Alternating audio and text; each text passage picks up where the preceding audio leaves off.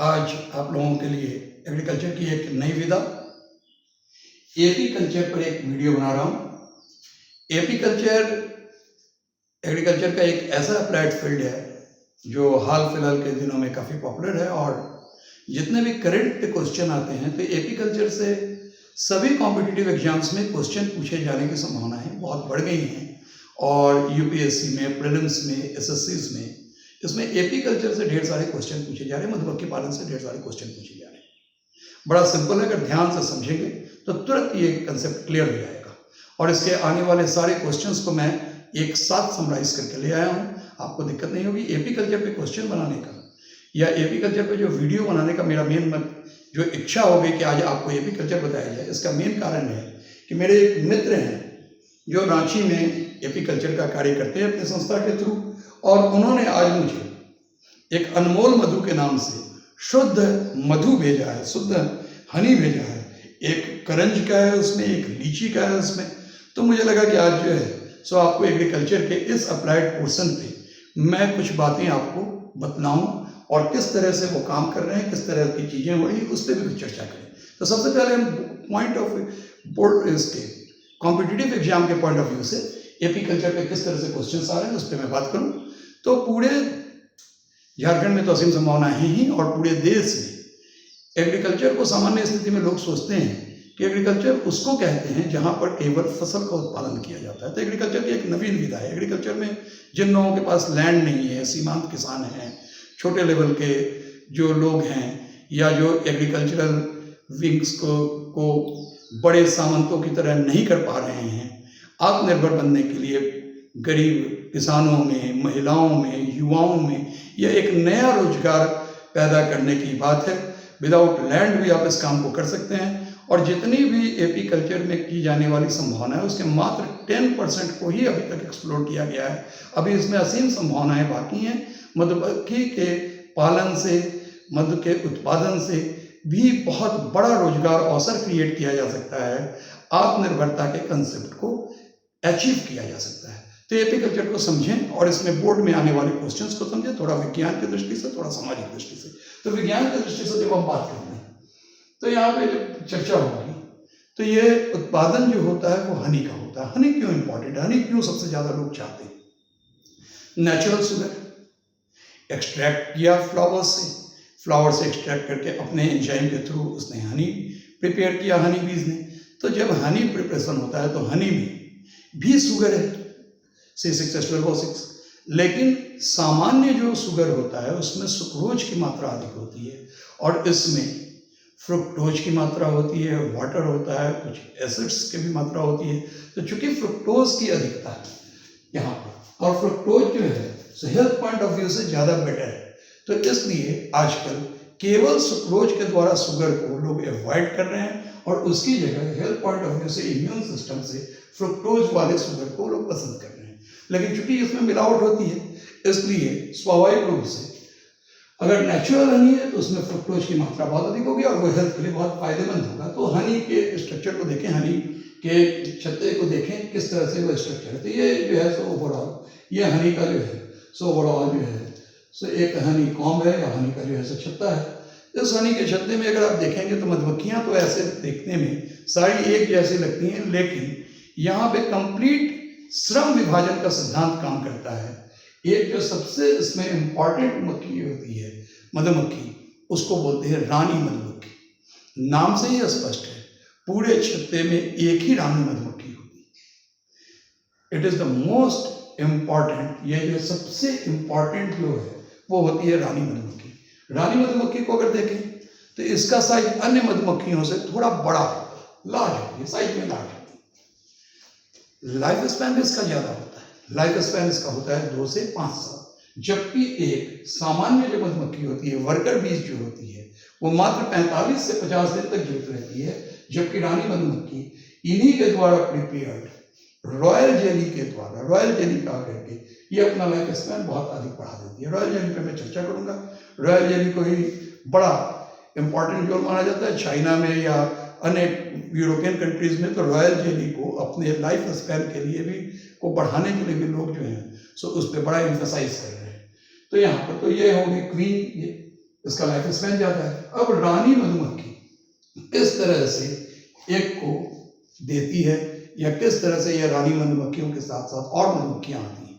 तो आप जानते हैं कि जितने भी इंसेक्ट होते हैं उनका जो कपलेशन होता है वो एयर में होता है, वो हवा में उड़ते उड़ते कपलेशन करते हैं। तो ये मधुमक्खी के साथ भी यही है, सारे इंसेक्ट के साथ सबको जानना चाहिए कि इसी तरह से कपलेशन होता है। तो वंस इन लाइफ टाइम वो कपलेशन करती है, एक बार देती है। तो यहाँ पर अगर आप देखें क्वीन बीज के पास, तो क्वीन बीज का जो क्या स्थिति है, तो क्वीन बीज जो है, रानी मधुमक्खी जो है, वो दो तरह के अंडे देती है, एक अनफर्टिलाइज एग और एक फर्टिलाइज एग। अब अगर इसको यहाँ ध्यान से समझें तो कहीं पर भी क्रोमोसोम को क्या करता है, जैसे अगर आप रिप्रोडक्शन के क्लास को देखें, जिस पर हमने एक अलग से भी क्लास बनाया है ह्यूमन के केस में, जैसे 46 क्रोमोसोम है, तो 46 से 23 क्रोमोसोम इधर, 23 क्रोमोसोम इधर आया। ठीक इसी तरह क्वीन बीज जो है उसका स्थिति को देखें, अगर अनफर्टिलाइज्ड है तो उसका केवल हाफ नंबर ऑफ क्रोमोसोम जाएगा, 16 क्रोमोसोम, और अगर फर्टिलाइज है तो 16 क्रोमोसोम क्वीन बी का और 16 क्रोमोसोम मेल का, मिलाकर के 32 क्रोमोसोम। इसलिए अनफर्टिलाइज जो एग होता है उसमें 16 क्रोमोसोम, और फर्टिलाइज एग होगा तो मेल और फीमेल दोनों का 16 मिलाकर के 32 number of chromosome. Unfertilize egg से जो मेल हनी बीज बनते हैं, इनका जो प्रोसेस है इसको बोलते हैं पार्थेनोजेनेसिस। ये क्वेश्चन आता है बोर्ड में, ये क्वेश्चन जो है तो बहुत सारे कॉम्पिटिटिव एग्जाम्स में आया है कि पार्थेनोजेनेसिस जो है सो वो क्या है। तो पार्थेनोजेनेसिस क्वीन बी के अनफर्टिलाइज्ड एग से ड्रोन्स के बनने के प्रोसेस को कहते हैं, या मेल बी के बनने के प्रोसेस को कहते हैं। और जो फर्टिलाइज्ड एग है उससे फीमेल हनी बी बनी। अब ये फीमेल हनी में कौन जो है सो उसमें से रानी मधुमक्खी बनेगी, वर्कर बनेगी, उसके पर भी एक रॉयल जेली का केस है। फिर रॉयल जेली जिसको भी खिलाया जाएगा वो जो है सो बन जाएगी क्वीन बी, और रॉयल जेली अगर नहीं मिला तो वो बनेगी वर्कर बी। सामान्य स्थिति में एक मधुमक्खी के छत्ते में एक ही क्वीन बी होती है, इसलिए जो भी क्वीन बी होती है वही पूरा का पूरा रॉयल जेली खाती है।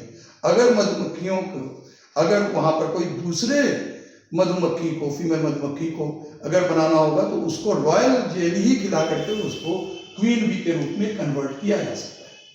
तो स्थिति होगी। तो अगर यहाँ पर हम स्ट्रेटेजिकली देखें तो सबसे ऊपर क्वीन जिसके हाथ में सारा एडमिनिस्ट्रेशन, उसके बाद मेल्स, इसके बहुत ज़्यादा काम होते नहीं है, ये जो है तो क्वीन बी को के साथ हेल्प करती है और कलर इसका। लेकिन मध बनाने का, हनी बनाने का जो सबसे इंपॉर्टेंट काम होता है वो वर्कर बीज ही करती हैं। वर्कर बीज को या श्रमिक मधुमक्खियों को दूसरे शब्द में स्टेराइल फीमेल बीज भी कहते हैं। स्टेराइल होते हैं, इनका लाइफ स्पैन कम होता है स्वाभाविक रूप से। अब हम इसके स्ट्रक्चर को समझने की कोशिश करेंगे कि किस तरह से ये सारा कार्य करती हैं। अब यहां से हम इसके स्ट्रक्चर को समझते हैं। तो कोई भी इंसेक्ट अगर होगा तो इंसेक्ट को सामान्य स्थिति में कहीं पर भी बांटना हो तो आप 3 भाग में बांट दिया कीजिए। हेड, ये जो बीच का ये स्ट्रक्चर दिख रहा है थोरैक्स, और ये जो आ गया है वो एब्डोमेन। स्वाभाविक रूप से वर्कर हनी बी का भी हम पार्ट बांट रहे हैं, तो यहां पर भी हेड, थोरैक्स बीच वाला पोर्शन और नीचे का पोर्शन एब्डोमेन। अब मैं इसमें बारी बारी से चर्चा करता हूं। तो हेड को अगर देखेंगे तो हेड में कंपाउंड आई, और कंपाउंड आई के साथ जो है सो इसका जो जोन हो गया वो हो गया एंटीना। अब हेड के बाद जब हम इसके इंपॉर्टेंट पार्ट थोरैक्स को कहते हैं देखते हैं, तो थोरैक्स को यहां पर 3 भाग में बांटते हैं, प्रोथोरैक्स, मीजोथोरैक्स और मेटाथोरैक्स। लेग्स कितने होते हैं? प्रोथोरैक्स से दोनों ओर 2 लेग, मीजोथोरैक्स से दोनों ओर 2 लेग, और मेटाथोरैक्स से दोनों ओर 2 लेग। कुल मिलाकर के ये तीनों पोर्शन से इसके लेग होते हैं। विंग्स, तो विंग्स जो है सो इसके प्रोथोरैक्स से नहीं होते हैं, मीजोथोरैक्स से एक विंग इधर और इधर, और मेटाथोरैक्स से विंग इस और इस।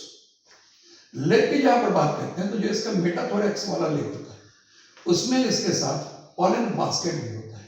तो यहाँ ध्यान से इसके स्ट्रक्चर को समझें।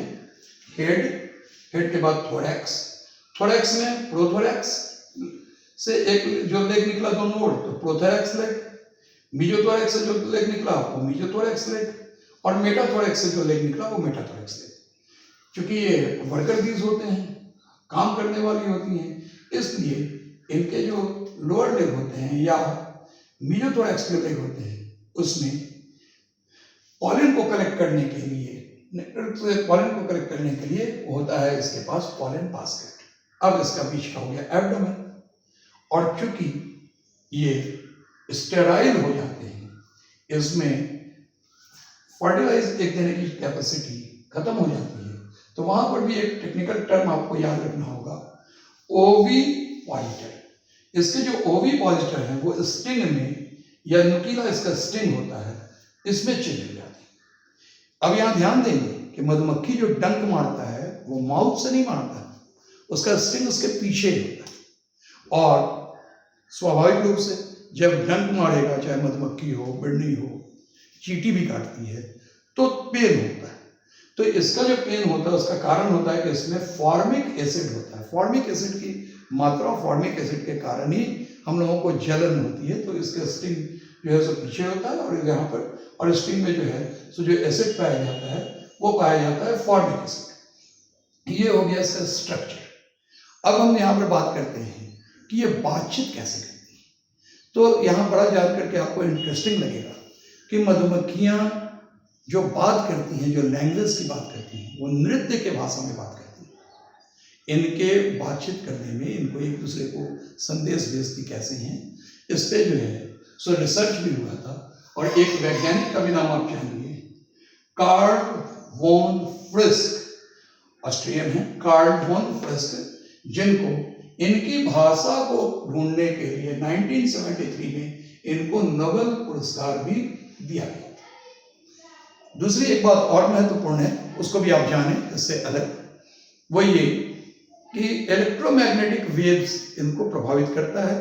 ये जो 2G और 3G और 4G जो सिग्नल्स जो होते हैं, उसके इलेक्ट्रोमैग्नेटिक वेव जब आते हैं तो वो इसको कंफ्यूज कर देता है, ये उस ओर भी भागना चाहता है। स्वाभाविक रूप से यहाँ तक जो क्लियर हुआ। अब आप यहाँ से ध्यान से इसको समझें। हनी और को कैसे जो है सो कलेक्ट करते हैं, तो ये यहाँ से जो है सो पॉलन ग्रेन कलेक्ट किए, कलेक्ट करके जो है सो अपने प्रोसेसिंग के से ये उसको हनी बनाती हैं, और हनी बना करके अपने ही लिए वो उसको मधुमक्खी के इस छत्ते में जो है सो जा करके यहाँ पर स्टोर करती हैं कि भविष्य में। अब हनी या मधुमक्खी पालन में एक समस्या है झारखंड में जो हो रही है या हर जगह होती है, वो ये कि इनको मध बनाने के लिए फूल से के नेक्टर से अपने बॉडी में इसको लाना पड़ता है। तो नेक्टर से फ्लावर्स जहाँ पे होंगे वहीं इनको जाना पड़ता है। अब जो है सो मधुमक्खी पालक को भी इस कारण से कई बार अपने बास्केट्स को लेकर के यहाँ वहाँ ट्रेवल करना पड़ता है और देखना पड़ता है कि किस एरिया में फ्लावर्स है, क्योंकि फ्लावर्स के नेक्टर को ही को ले करके वो उसको प्रोसेसिंग के द्वारा हनी बनाती हैं, और इस हनी को अपने जो है सो इस बास्केट में यहाँ पे रखती हैं।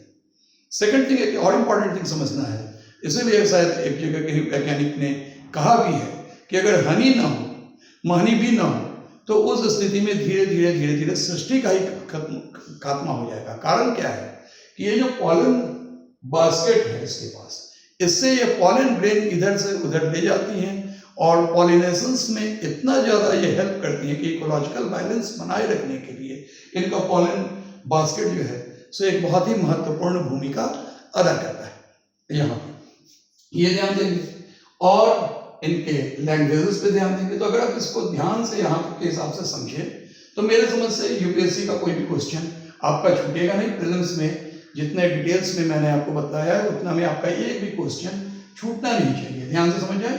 क्वीन, मेल, वर्कर बी, इनके स्ट्रक्चर्स, इनका लैंग्वेजेस, इसका फर्टिलाइजेशंस, अनफर्टिलाइज्ड एग, फर्टिलाइज्ड एग, और ग्लूकोज और ग्लूकोज में फ्रुक्टोज की अधिकता और फ्रुक्टोज के कारण नेचुरल प्राकृतिक गुणों से समृद्ध, इसी से आपका एपीकल्चर क्लियर होता है। Thank you.